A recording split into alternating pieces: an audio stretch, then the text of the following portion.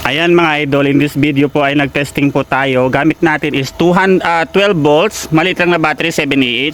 Tapos bumili tayo ng maliit na inverter na 1000 watts. Imagine guys, hindi ko akalaing kaya niya palang paandarin yung water pump natin na sinasaksak sa 220 volts.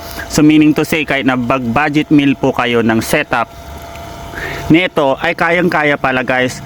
For the first time guys, tinesting ko lang. So nag-take ako ng risk to test.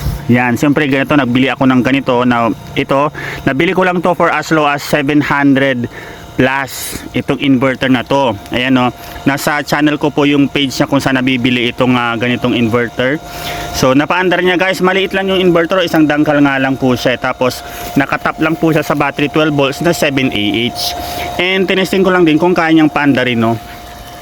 So itong mga makina natin dito ay meron po siyang ito ay nasa 350 watts, and ito nakalimutan ko kung ilang watts nandun sa page sa TikTok ko. And guys, kayang-kayang paandarin.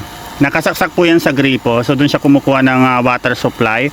So wala tayo itong linya ng patubig, pero gumagana po siya. Ayan o, nasa gripo yan. So sabay, pwede mong gamitin yung gripo, pwede rin to. And the good thing is, pwede mong isaksak sa 220 volts, kasi 220 volts naman po siya. Kagaya yan, nakasaksak lang siya dyan, 220 volts. Pero yung supply natin ay nanggagaling lang sa maliit na battery. So 12 volts yung battery, and yung 12 volts battery kino-convert niya into 220 volts yung power nung nanggaling sa battery natin. So 12 volts, and kaya niyang paganahin yung ating water pump. So electric water pump po siya. And ang hindi lang natin natitesting kung gaano katagal. Pero the good thing is, itong inverter na to, pwede mo naman siyang lagyan ng mas malaki pang battery.